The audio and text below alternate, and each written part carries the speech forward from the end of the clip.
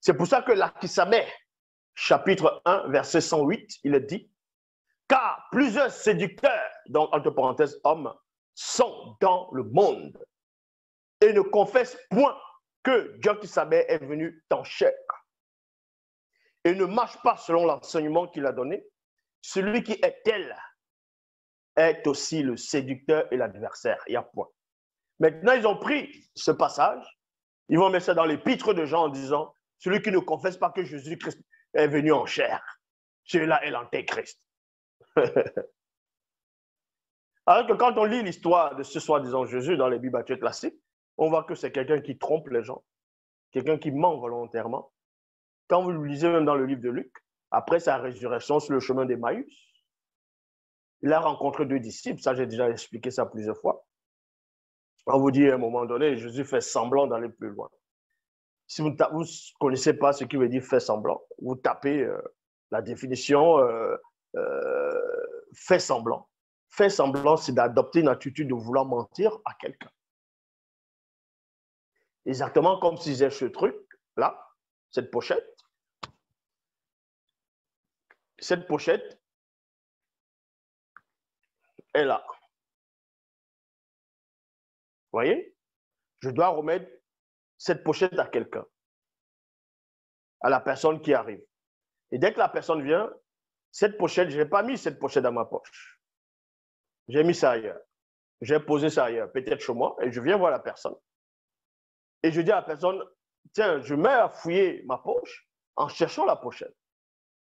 Alors que je sais de moi-même que cette pochette n'est pas dans ma poche. Là, je fais semblant de chercher la pochette dans ma poche. C'est d'adopter une attitude, c'est de montrer, c'est de faire croire à cette personne que la pochette est dans ma poche. C'est de lui faire croire une vérité qui n'est pas la vérité. Voilà cette manière d'agir de ce Jésus.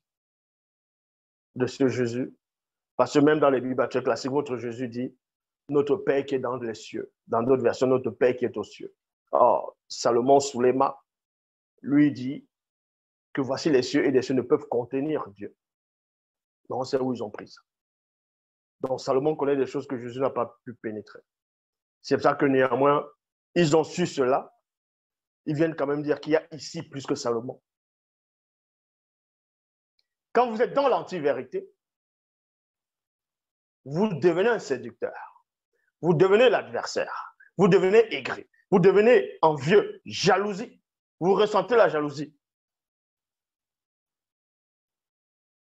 La haine, l'envie.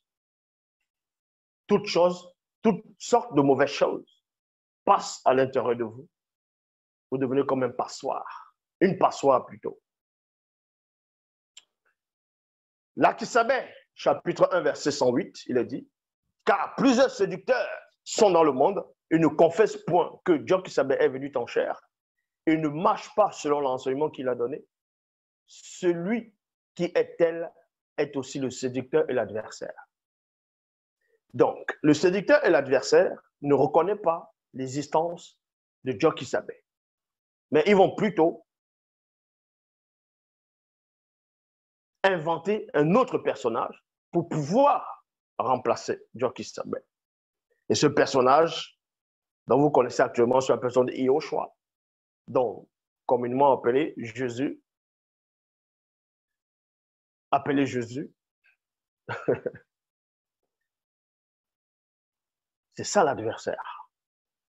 L'Akisabé, chapitre 1, verset 109 à 113.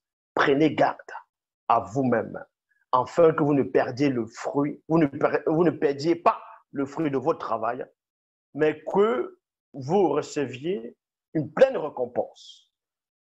Tout homme qui va plus loin et ne demeure pas dans la doctrine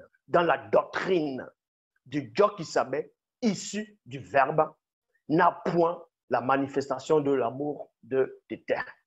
Celui connu qui demeure dans cette doctrine a la manifestation de l'amour de Tété et Djokisabé et de Djokisabé ainsi que du deuxième. Maintenant, dans les Bibles classiques, ils essaient de cacher la venue du deuxième en disant que Dieu a un fils unique Dans Jean 3,16, celui qui croit en Dieu ne... Non, que Dieu a tant aimé le monde qu'il a donné son Fils unique, afin que quiconque croit en lui ne périsse pas, mais qu'il ait la vie éternelle. N'importe quoi. On veut dire que Dieu a un Fils unique qui s'appelle Jésus. C'est mensonge. Dans Genèse 6, il est dit quoi? Or, lorsque les hommes furent commencés à se multiplier sur la terre, et que les fils de Dieu, les fils, dans Job, on parle des fils de Dieu. Dans même ceux qu'on appelle Paul, il parle des fils de Dieu. Dans les Bibles actuelles classiques.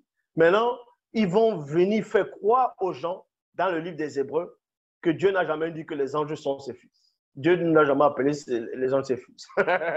Et pourtant, c'est écrit que les anges sont les fils de Dieu. Dans la notion du Fils unique de Dieu, tout ça, c'est du mensonge. N'importe quoi. Donc, et la Kisabé dit ici, il parle de Job-Kisabé et du deuxième. Dans le livre d'Ésaïe, dans les Bibles classiques, on parle du sauveur et du défenseur, donc de deux personnes. L'autre même, ce qu'on appelle Jean le Baptiste, dans les Bibles classiques, quand il était en prison, il a envoyé des gens aller voir Jésus en disant quoi? Est-ce que c'est lui qui devait venir? Ou doit-on attendre? On doit attendre une autre personne qui doit venir. Parce que même dans les Bibles classiques, Jean le Baptiste confirme, savait qu'il y a aussi un deuxième qui doit se manifester. Mais en ce moment, selon les Bibles classiques, par rapport à ce passage-là, il se dit, bon, c'est lui le premier qui doit venir ou bien c'est le deuxième? Et ils sont là, ils veulent lever la notion du deuxième. Vous ne pouvez pas.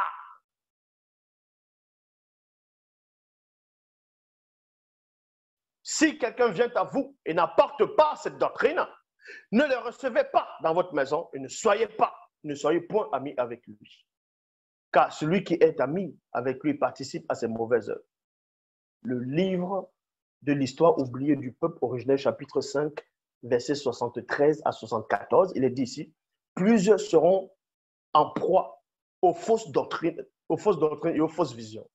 Ces fausses croyances profondément implantées dans leur conscience collective se manifesteront par la porte de l'esprit de tous ceux qui périssent n'ayant point connu l'amour de la vérité pour être sauvés à cause de leur rébellion et leur idolâtrie. L'Oba s'est encore glorifié.